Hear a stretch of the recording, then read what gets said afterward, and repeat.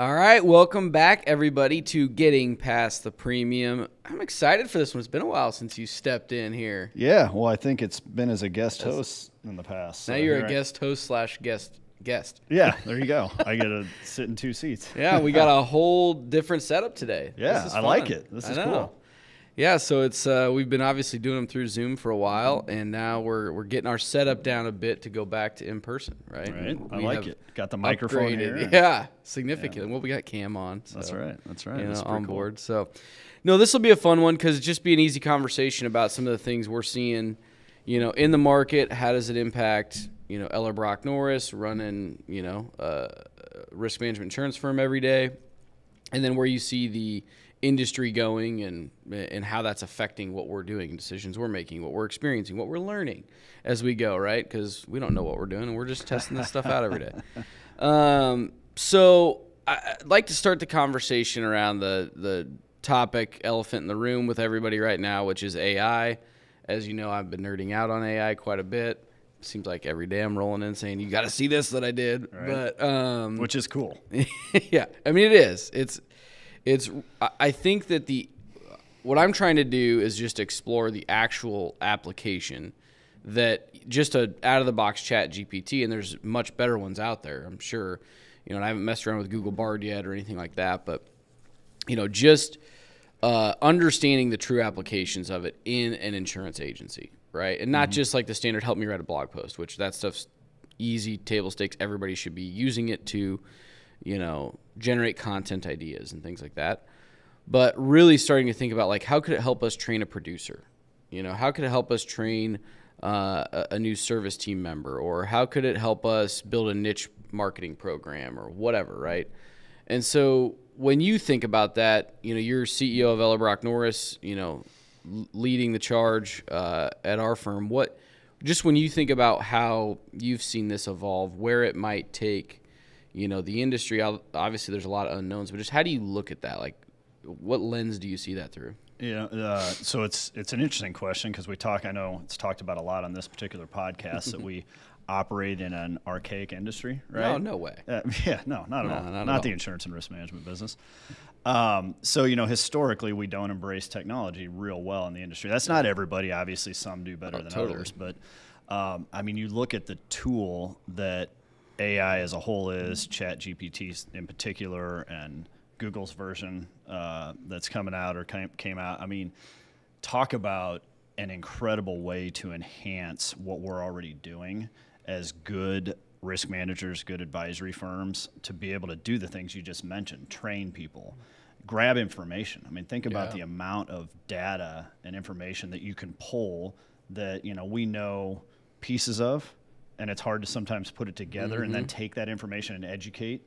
Because, you know, we talk about that all the time, specifically at Ellerbrock-Norris, is we want to, you know, change the way we think, change the way our clients think, and change the way an industry thinks. We want to talk about a tool that's going to allow you to do that. Oh, my gosh. Is to take this vast, you know, knowledge that's out there that, you know, no one human can possibly have inside their brain, but be able to take that and then, of course, you know, as I've watched you specifically utilize it, is take that information and then be able to, you know, craft it or orient it to how you do business as a firm, because we're all in the, you know, insurance, risk management, financial services business, but we all have different models. We have different ways. We have different utilization for that kind of information. But, you know, that's, I guess, just to answer your original question, is how I see its application and maybe being used is to be able to just take an incredible amount of information, create your own content, your own training, whatever it is, and then be able to take that and deploy it inside your own firms, for your clients, for your partners. Yeah. You know, and it's going to do nothing but be able to enhance how we operate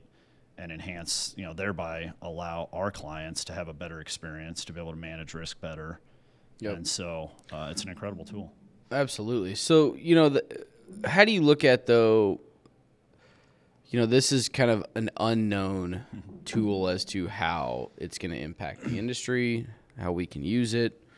You know, and as the leader of the firm, you know, just what lens do you look at this through? Like, how do you make sure that we're understanding this appropriately and that, we're like, there's the one side of it that everybody's like, oh my God, it's going to take our jobs, right? And then there's the other side, that the complete flip side of that, that's saying it's only going to enhance what we're able to do with our clients and in our job. But there's a lot of unknown in between there, and we've got to figure out how it can work. So how do you look at that? Like, how do you make sure that we're taking advantage of it appropriately, but also, we're managing the downside risk?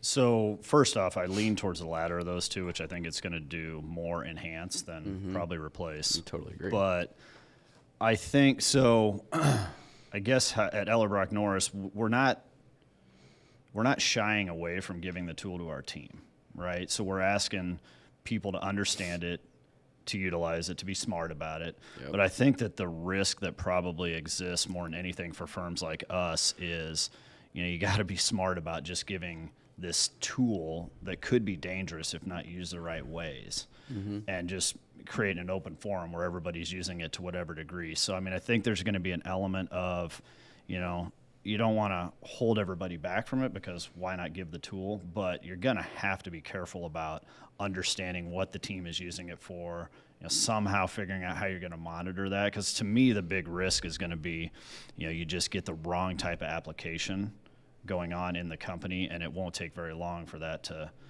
to be pretty damaging to a firm. And so I think, I would imagine a lot of people will probably try to hold on to that at the leadership level. And I think that in and of itself is a little bit risky too. The fear of the fear of screwing up, basically, or something. Yeah. And, I think if you do that, you're going to just hold the team back, because frankly, the team, I mean, think about every application from the sales side. There's an incredible amount. You already talked about things like blog posts, LinkedIn, emails you can craft, cold call scripts. I mean, all the stuff that goes from the sales side, research, education.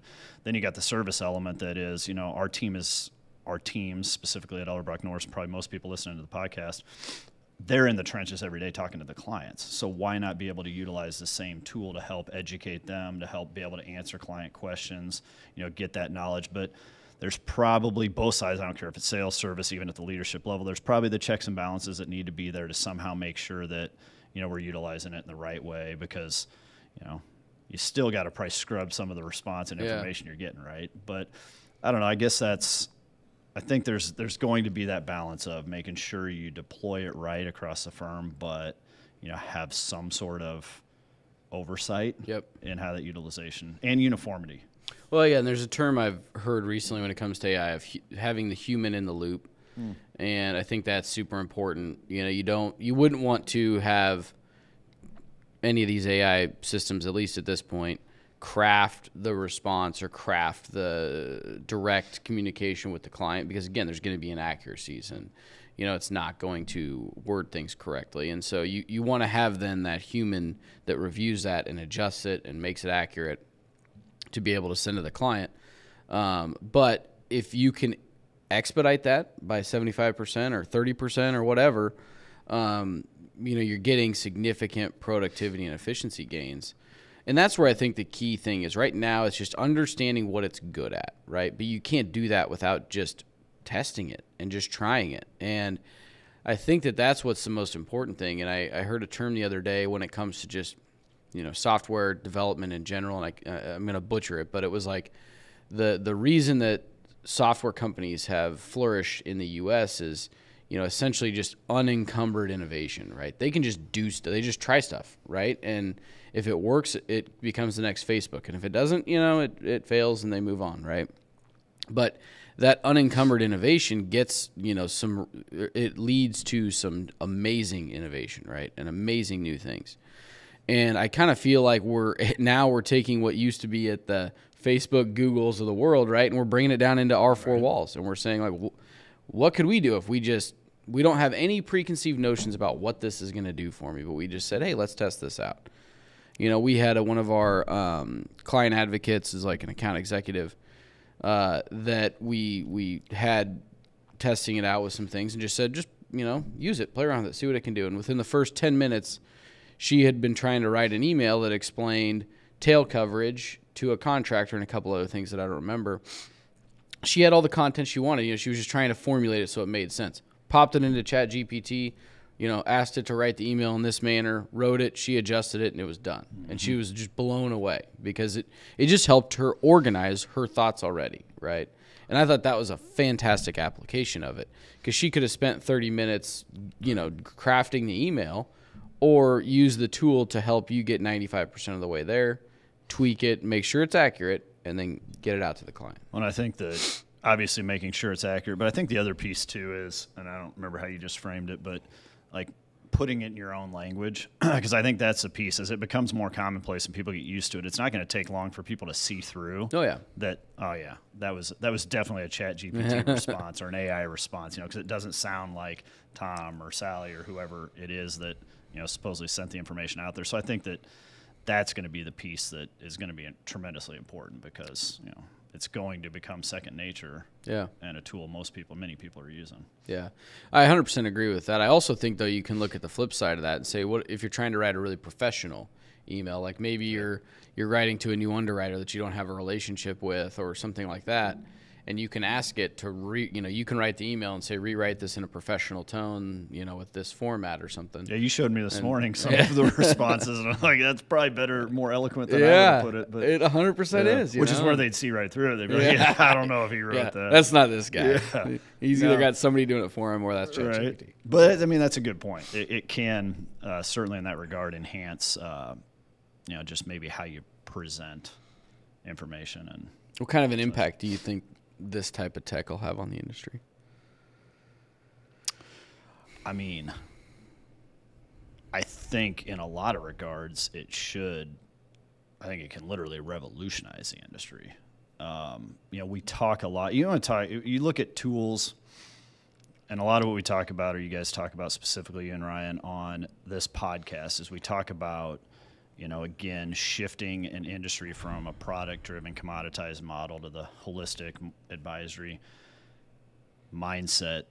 A tool like this does nothing but accelerate firms' abilities to be able to do that. Yeah, it takes it takes that, again. It's information, it's data, it's applying that and being able to take all these different sources, and we know because we're sitting there, as I mentioned earlier, whether it's on the sales side, service side, or whatever, we know what's going on with our clients, the challenges they're facing every day, the battles, and then being able to take something like, OpenAI or any of the formats and take what we know and then go grab all that other information and be able to build plans, give strategic design to our clients and utilize what's in the intellectual, what we intellectually know about our clients, and then take all that information. Like that, to me, does nothing but tremendously accelerate an industry's ability to actually start to shift to that advisory model. Now, is everybody going to embrace it? And are there other applications, obviously, for it that could be on the transactional side? Of course.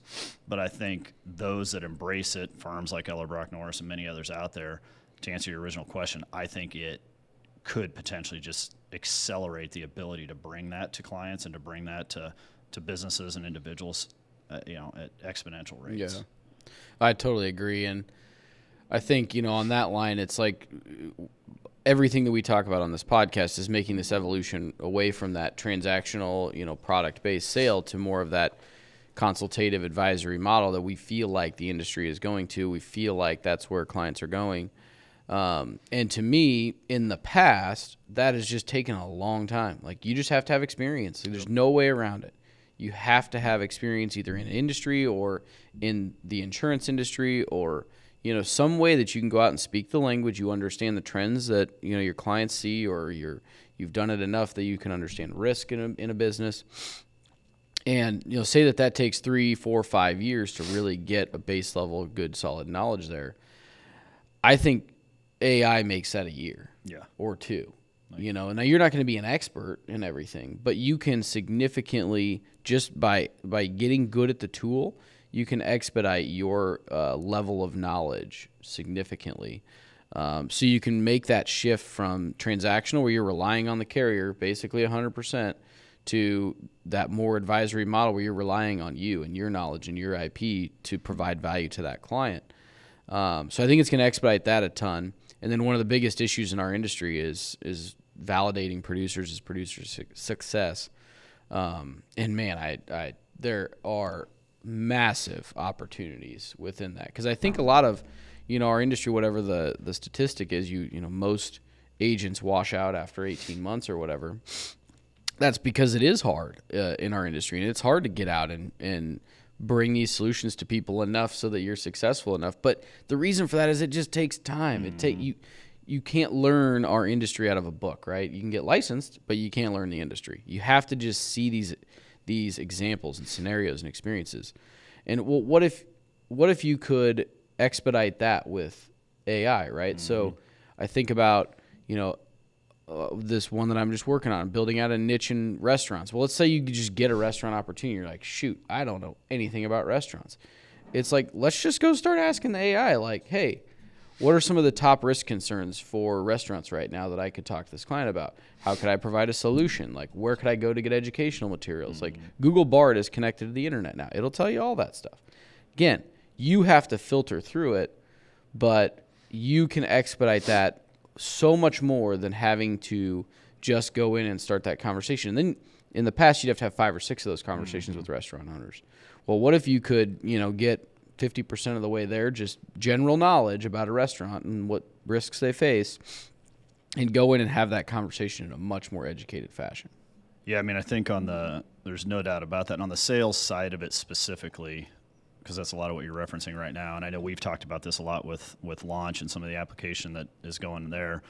I mean, I think anybody that's made the shift from the transactional model to the advisory model realizes, specifically at the producer, risk advisor, sales level, that's a longer sales cycle, right? And that's a big. You mentioned validation. You mentioned all these things. So we take an already challenging validation period and we extend a sales process, and we ask them to go through, assessment-based selling and deep dive, whatever language firms want to use, and those validation periods just get extended out. And so I look at what you're saying now, and I hear that, and it's like you want to talk about the tool that is going to do everything it can to condense that process. This is one, because you talk about assessments, you talk about the intellectual knowledge you need to ask the questions. You talk about, trying the years it takes to get peer level with executives at businesses and things of that nature. This just accelerates that because you're able to grab that information, grab that knowledge, take what you've learned and again, just expedite that. So I think that's going to be an incredible tool for a lot of firms. I know many battle, again, if you're a producer or advisor listening to this, or, you're executive, we're all talking about, that challenge you just mentioned. And then again, you go to this model, we extend that out. So I think ChatGPT or any other AI is going to be an incredible tool to expedite, the validation and the production level from the sales team. Yeah. I think everybody, needs to just get in and mess around with it. And that's been like my mantra is like, just try it. It's not complicated. It's weird at first, because you're like, Ryan was giving me crap the other day because it's like, he's like, you talk to it like it's human. And I'm like, he's like, you say please. I'm like, I don't know. I just talk to it. Like, yeah. And it's funny how it responds. It's like, absolutely, Elliot, I would love to do that, I've seen his, homepage or whatever you want to call it. There's a lot of threads on it. Yeah. Well, testing out a lot of stuff. Yeah. But yeah, I mean, I think, there's so much application to it. And it's only, like, the crazy thing right now is it's accelerating at such a fast pace too that, we don't even know where this is. In 6 months, it's going to be completely different than what it is today and way more powerful. And, that's why I encourage people to just start to get familiar with it as it sits today. You're going to see it built into a lot more software platforms. I think that we're working on building it into Launch, just because that the exponential power it can give to a producer is massive. The other thing I wanted your perspective on, because I know this is something you're big on, is just business acumen in general, right? Now ChatGPT, and they just rolled out the browser-based version, which is okay. But it's now connected to the internet. But, their standard model goes up to 2021, September 2021. Google Bard, though, is full access to the internet and, all data and such. So I think there's a massive opportunity just in that producer's business acumen, which I think is such an important piece of, any risk advisor's success. And so talk through that, because I think there's an application of like, if I'm going into either a prospect or a client meeting and I want to be able to talk in an educated fashion just about their business, from a high-level business acumen perspective, what could I use these technologies to, help me understand what's going on out in the marketplace, like interest rates, and how does that apply to a restaurant or to a contractor or whatever? I don't know. But what are your thoughts there, and how could this expedite that knowledge as well? Yeah, I mean, 100% it can. I referenced it just a minute ago when I said, the challenge as part of the sales cycle is, getting yourself to that peer level. And that's just what you reference is that business acumen to where you can walk in and talk to the CEO, CFO, COO, whatever, executive level person or personnel at a business. So that takes time. You talk about like validation being a long period of time. I mean, it can take 15, 20 years to get into that position yourself to be able to truly have some of those conversations, which are tremendously valuable. Yeah. There's no question. And so like in our firm and many, a lot of team selling is going to take place for those exact reasons, whether it's area of expertise specific to, advisory work, or if it's just, I need somebody, by my side that's at the executive level because it's a complex situation. We want to show that value. So that all being said,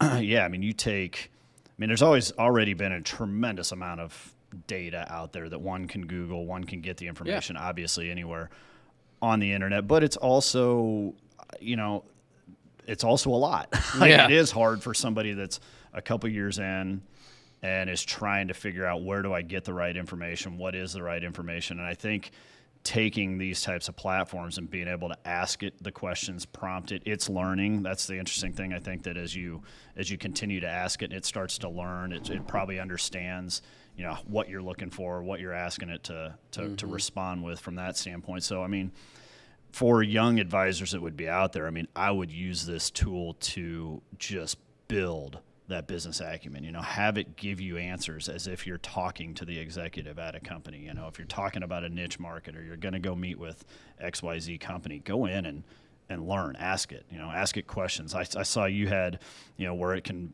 respond with objections and things you might get, like ask those things. 'Cause those are the kind of things that, those come up in meetings, specifically in an advisory type of sales process to where, those are the things that get hard because if you haven't been there, you're not really maybe always understanding what might be in the mind that could come from either an objection or a unique response type of in that meeting in the moment.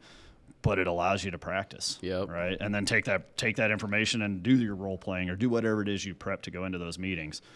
But use that tool to help you get that information, grab that information, and be prepared, I guess. Yeah, 100%. And I look at like a Google Bard that's connected to the internet of even from a business acumen perspective, sticking on the restaurant theme, right? Of like over the last 30 days, what trends have happened that a restaurant owner should be concerned about, right? Or I don't know, something like that you can go in and have an educated conversation. Yeah, well, and what's cool about that too then is it cites the references. So you go ask it that. You go ask that question. It says, found from ERMI or from wherever. Then you can go, because now again you're taking this whole, the internet, and you're saying, all right, if I'm going to go try to Google this, do I know where to start? That gives you a place to start because you ask it this question, it prompts, it gives you the response and it cites its references. And you're like, okay, clearly those are places that I need to go research a little deeper. I'm sure you could ask ChatGPT to do just that for you, but you could also just go grab it out on Google yourself, go to ERMI, go whatever site it is at reference, and do some deeper diving. Yeah. Totally. I think there's a massive application there.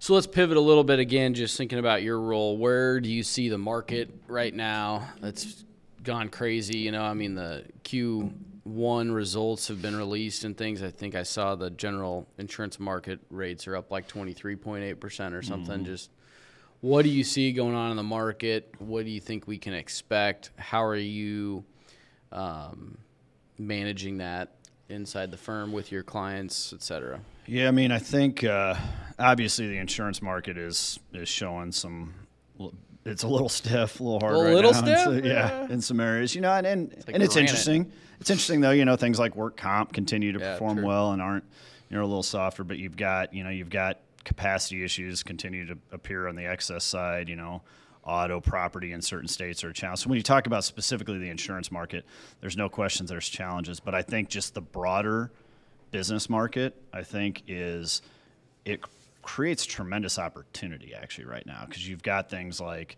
are we going to default on our debt? That's this morning's conversation. Which won't happen. Which will not happen. But, it gets, we've got interest rate pressure. We've got inflation continues to be a challenge. That does nothing but create opportunity, again, to go learn that stuff, build that business acumen, and go talk to business owners or individuals, because they're facing these challenges. If the bank just let them know their interest rate popped from 5 to 7.5% on their line of credit, that's a big deal. Or, if they've got their employees are, feeling the pressure of inflation and they're trying to figure out how do we, solve for that and handle it. Like, those are real scenarios that exist in every business right now. So I think to answer that question on the more global market look, I think, there's a lot of uncertainty. You're going into, the election year, and all this stuff is going to become. I'm not looking forward to it. Every commercial, right? But again, I think if we're looking at it opportunistically, that creates opportunities, because you've got these conversations become forefront. They get so slanted, obviously, so then they get emphasized, and people are going to be paying attention to them. And so go out and educate yourself. Be able to sit down and have those conversations, because I can tell you, if we're going to hold ourselves out as advisors and we go in and we're not educated on that stuff, we can be as educated as we want in the insurance space, which we've got to be, but broaden that knowledge a little bit, because you want that business owner, when they pose a question or ask your thoughts on whether it's interest rate or whatever it is, at least be able to have a knowledgeable conversation that shows value. It's going to give them confidence that, okay, this person can in fact manage my risk, whether it's from an insurance standpoint or a healthcare standpoint or whatever it is. So I think those, to me, are where the opportunities exist. I think from an insurance perspective, a lot of this is going to be reflective on what happens in market conditions across the broader financial markets. But things are a little tight right now, and they're going to probably remain that way for the foreseeable future. But yeah, and I think part of that goes back to that business acumen conversation we were just having, right? But I think that's intimidating to a lot of producers and even agency owners sometimes, where you feel like you got to be the expert if I'm going to ask about this topic. And I always encourage people, I think the better way to look at that is go out and be what we call naturally or genuinely curious with your clients, right? You don't have to be an expert. You have to be a thought partner, right? You have to go out and say, you might not have any idea how the rise in interest rates are going to impact this contractor, right? But ask them. Yeah. And just say, hey, interest rates are going crazy right now. How's that impacting you guys? Yeah. And trust me, you will learn. And then the next time you go out and you have that, you say, hey, I was talking to some other contractors and they're telling me this about interest rates. How's that impacting you? 100%. I mean, I promise you, over the last couple of years, if you ask anybody, hey, how's the supply chain issues across the world impacting your business? You'll learn more than you can imagine. Well, and by not even giving any sort of information to that client, it puts you in a different light, right? You are able to have that conversation. And again, like I said, you're going to learn, and then you're going to be able to apply that in future conversations. Use some of the tools we're just talking about to help understand what are those things that are going on. But that's your best source of information to improve your business acumen, to improve how you have these conversations, is your current clients, right? Well, and you go ask you go ask those questions. That's a safe space with your current 100%. Clients, right? But you go ask those current questions or those questions, and you get the responses. Now you want to talk about the conversation we've been having with ChatGPT or whatever. Go back now and say, all right, we had this whole discussion around supply chain or interest rate, and you picked up on these different things. Now go ask it for a deeper dive in that, or how could I respond to this? If I want to send a follow-up response, give me some context around it or whatever, and you'd be amazed at how much you'll learn doing that, and you might find a response that is something you want to use, a follow-up. Absolutely. I mean, that's how you're going to be able to broaden out your understanding of some of these issues that put you in that risk advisor light, right? And use those tools to help you do it. But don't be afraid to ask those questions, because ultimately, to be an advisor to our clients, it's not about bringing them all the solutions. It's about helping them work through the issue that they're running into, being that thought partner, and then maybe it's connecting them with somebody that or maybe it's just saying, hey, I don't have a solution here. I don't know anybody in this particular area, but we're going to put it into a plan where we're going to go out and find 3 or 4 people that could potentially solve this issue. Right. Exactly.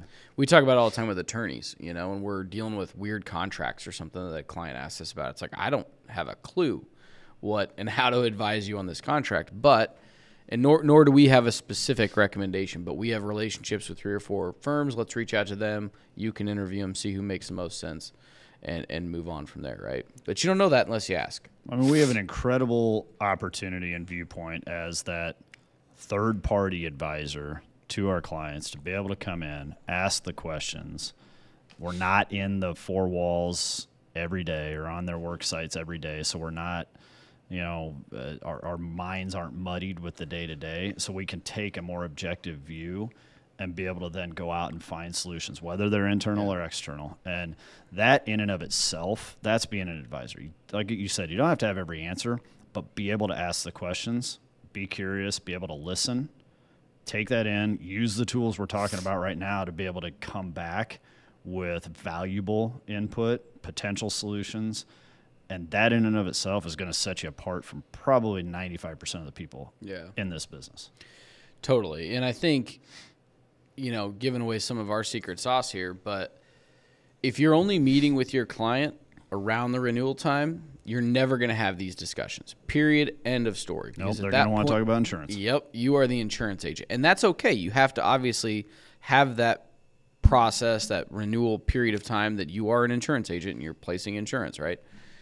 But where the secret sauce comes in is get out off renewal cycle and meet with your clients and have no agenda related to insurance. Just talk to them about where their business is going. We call it a strategy meeting. So we have a pretty structured way that we like to go about that. But the whole thing is just all we're asking is, where's your business going? What problems or challenges do you foresee that you're planning for? How can we support that? Maybe we can't. I don't know, but we want to be here if we can. Maybe there's people we can introduce you to. Maybe there's, we have internal solutions. Maybe Zywave has a solution. Like, whatever it is, we want to be able to be that thought partner with them. But the key is no agenda to that meeting as far as insurance or, anything like that. We always want to go in and say, how are we doing? Are we getting certificates out on time? And don't do any of that crap. That's for renewal time. That's for other meetings. It's all about, you're just asking them questions. Then ask those questions about, how are interest rates affecting you? Come have a few of those teed up, prepared for the meeting so that you can, have those to fall back on, generate conversation. And we always tell the client, this could be an hour-long conversation. This could be a 15-minute conversation. It's totally up to you. It's amazing the opportunities that come out of those. I mean, we could tell stories all day about, what's come out of those kind of meetings. They create opportunities for both parties. The client obviously benefits from the solution, and, of course, our firm. Yeah, and even if you don't have a solution, you can learn what is most important and top of mind to your client right now, right? And, again, if you can even make an introduction, that's value.